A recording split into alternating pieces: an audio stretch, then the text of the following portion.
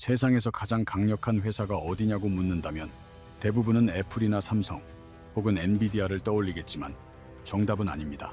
이 회사는 직원 수 4만 명에 불과하며 인구 23만 명짜리 네덜란드의 작은 소도시에 본사를 두고 있습니다. 그런데 이 낯선 회사가 내일 당장 문을 닫는다면 삼성전자는 1년 안에 최첨단 반도체 생산을 완전히 멈춰야만 합니다. 세계 1위 파운드리인 TSMC도 인텔도 엔비디아나 애플이 설계한 최첨단 칩들도 단 하나도 만들어질 수 없는 구조입니다. 연간 매출액 300조 원에 육박하는 세계 메모리 반도체 1위 기업인 삼성전자의 이재용 회장이 직접 비행기에 올라탔습니다. 수많은 수행원들을 이끌고 그가 직접 몸을 실어 네덜란드 아인트호벤이라는 작은 도시까지 찾아간 목적은 오직 하나뿐입니다. 그 목적은 바로 이 회사가 만드는 최첨단 반도체 장비 한 대를 경쟁사보다 조금이라도 더 빨리 받기 위해서입니다.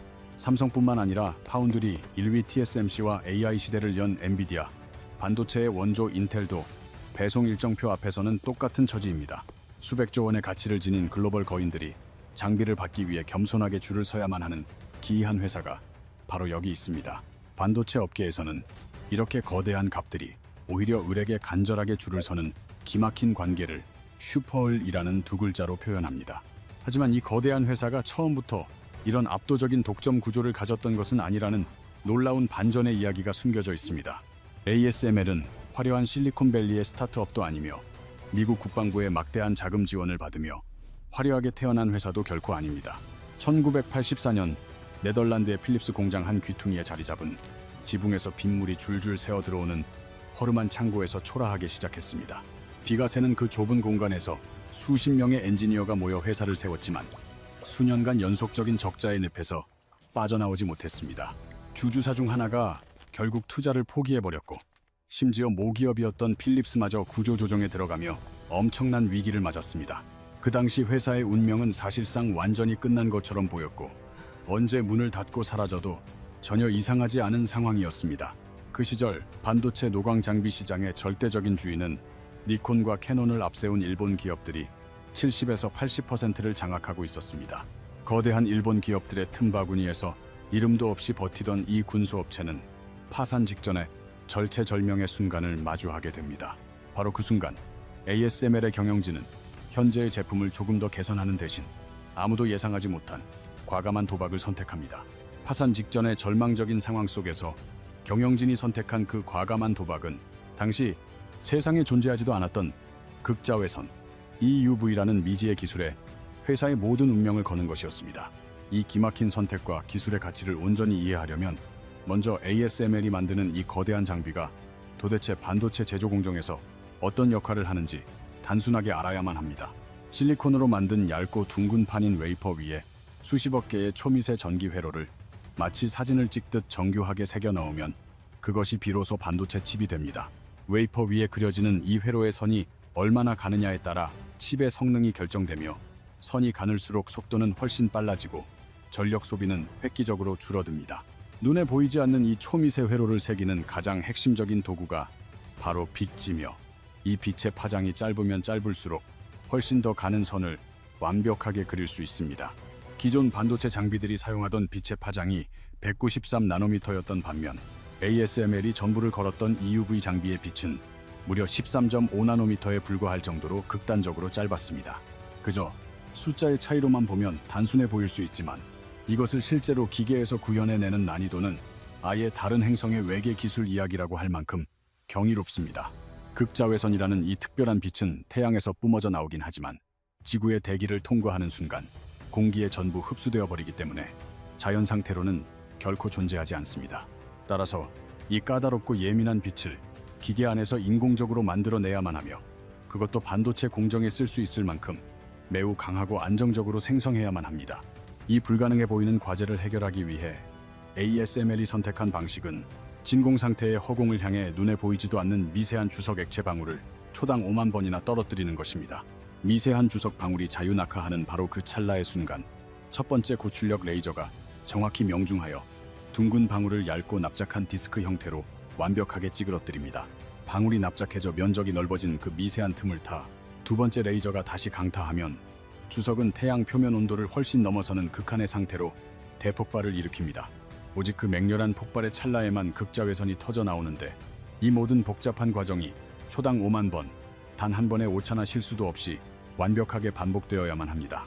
전 세계의 반도체 공장이 매일 24시간 내내 쉬지 않고 가동되는 동안 이 경이롭고 위험한 폭발이 기계 속에서 끊임없이 안정적으로 이어져야만 반도체 생산이 가능해집니다. 그런데 이렇게 힘겹게 인공적으로 만들어낸 빛은 또 다른 거대한 장벽에 부딪히는데 단 하나의 공기 분자만 만나도 즉시 흡수되어 흔적도 없이 사라지는 치명적인 성질 때문입니다. 수분이나 산소는 당연히 안 되고 심지어 렌즈용 유리조차 통과하지 못하고 흡수되어 버리기 때문에 이 빛을 원하는 방향으로 이동시키는 것 자체가 거의 불가능했습니다.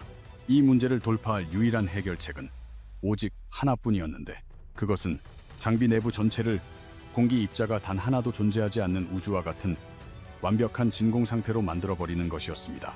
2층 버스 2대를 길게 이어붙인 것과 같은 거대한 크기의 공간을 대기압의 수십억 분의 1 수준이라는 극한의 진공으로 완벽하게 유지해야 하는 엄청난 기술이 필요했습니다. 이것은 평범한 반도체 공장 바닥 위에 국제우주정거장 내부의 환경과 맞먹는 완벽한 진공 공간을 통째로 세우는 것과 다름없는 기적과도 같은 거대한 도약이었습니다. 게다가 유리를 전혀 쓸 수 없으니 오직 거울로 빛을 반사해야만 했고 독일의 광학 명가 자이스가 이 불가능해 보이는 완벽한 특수 거울의 제작을 전담하게 되었습니다. 광학기업 자이스가 오직 ASML만을 위해 제작하는 이 특수 거울은 표면의 오차가 1나노미터는커녕 0.1나노미터 이상도 절대 허용되지 않는 완벽함을 자랑합니다. 독일 국토 전체를 지구만 한 크기로 거대하게 확대했을 때 가장 높은 곳과 낮은 곳의 차이가 머리카락 한 올 굵기조차 안 되는 수준입니다. 원자 단위로 정밀하게 깎아낸 완벽한 거울로 빛을 반사하고 우주 수준의 진공 상태를 유지하며 극한의 폭발로 빛을 만드는 세 가지 기적을 이뤄냈습니다. 인류 공학 역사상 가장 극한에 속하는 이 세 가지의 불가능한 과제를 단 하나의 기계 안에서 동시에 완벽하게 구현해내야만 반도체를 만들 수 있습니다. 그래서 사람들은 이 경이로운 반도체 장비를 두고 도저히 인간이 만들 수 없는 외계인이 지구에 남기고 간 기술이 아니냐며 혀를 내두릅니다. 무게만 160톤에 달하고 무려 10만 개가 넘는 부품이 들어가는 이 최신 장비 한 대의 가격은 한화로 약 600억 원에 이릅니다. 하지만 이 장비가 가진 진짜 무서움은 단순한 기술적 스펙이 아니라 이 불가능한 장비의 탄생을 가능하게 만들었던 기업 간의 독특한 협력 구조에 있습니다. 다시 1984년으로 돌아가 보면 파산 직전에 내몰린 회사가 선택한 EUV 기술은 당시 기준으로 실현 가능성조차 극도로 불확실한 무모한 도박이었습니다. 기술 완성에 최소 20년이 걸리고 60억 달러 이상의 막대한 비용이 필요했기에 은행은 물론 어떤 벤처 캐피털도 선뜻 투자에 나서지 않았습니다.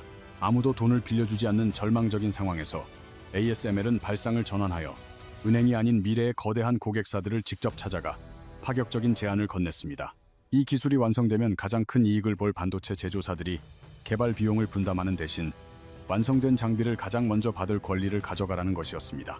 이 매력적인 제안에 2012년 인텔, TSMC, 삼성전자가 차례로 응답하며 엄청난 규모의 연구개발 자금과 지분 인수 대금을 흔쾌히 투자했습니다. 시장에서 서로의 목을 조르며 치열하게 싸우는 앙숙인 삼성과 TSMC가 ASML이라는 한 지붕 아래에서 합산 지분 23%를 나누어 가진 공동주주가 되었습니다. 거대한 경쟁자들이 ASML의 성공과 실패를 함께 나누는 운명 공동체로 묶이면서 가장 큰 고객들이 오히려 ASML의 독점을 지키는 든든한 수호자가 된 것입니다. 고객사 입장에서는 새로운 경쟁 장비가 등장하는 것보다 차라리 ASML의 줄을 서서라도 경쟁사보다 먼저 최신 장비를 공급받는 것이 훨씬 더 유리했기 때문입니다. 더 나아가 ASML은 단순히 부품을 사오는 것을 넘어 광원 기술을 담당하던 미국의 사이머를 아예 37억 달러의 통째로 인수해버렸습니다. 핵심 광학 기술을 가진 자이스와도 지분 투자를 통해 기술 공동 소유 관계를 구축하며 5연계가 넘는 협력사들을 하나의 거대한 생태계로 엮어냈습니다. 수많은 공급사들이 수십 년간 축적해온 기술과 노하우를 하나의 거대한 시스템으로 통합하는 이 놀라운 능력은 단순히 돈이나 시간만으로는 결코 복제할 수 없습니다. 완벽한 기술적 해자와 고객사들과의 견고한 운명 공동체, 그리고 촘촘한 공급망, 생태계까지 구축한 ASML의 이 압도적인 독점은 영원할 것처럼 보였습니다.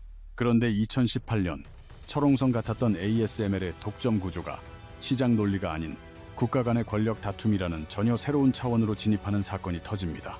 2018년 11월 미국 상무부는 네덜란드 정부에 직접적인 압력을 넣어 ASML이 중국의 최첨단 EUV 장비를 팔지 못하도록 전면적으로 차단했습니다.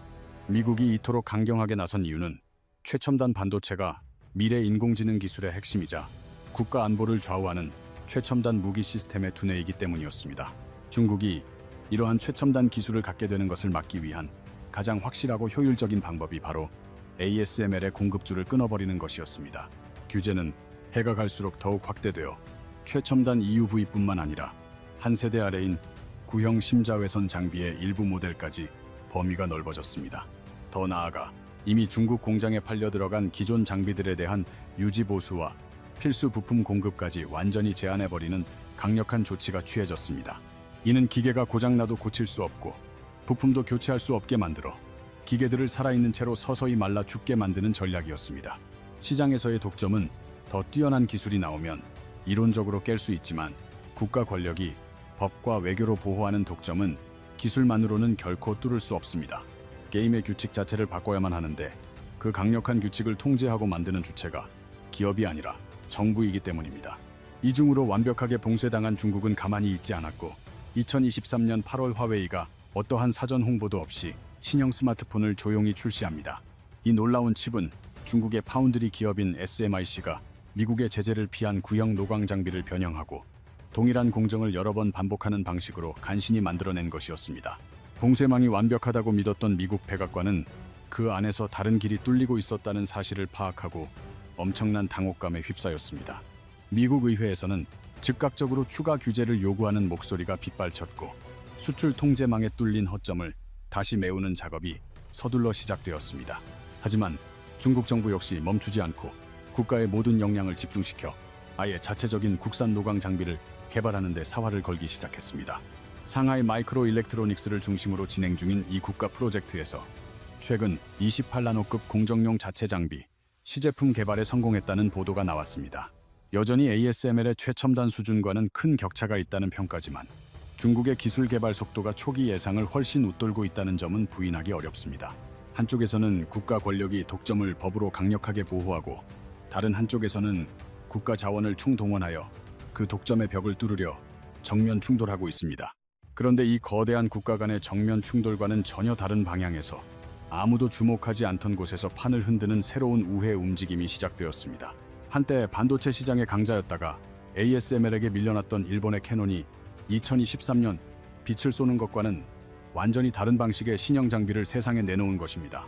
캐논이 선보인 나노 임프린트 기술의 원리는 복잡한 빛으로 회로를 그리는 대신 정밀한 패턴이 새겨진 틀을 웨이퍼 위에 도장처럼 직접 찍어내는 것입니다.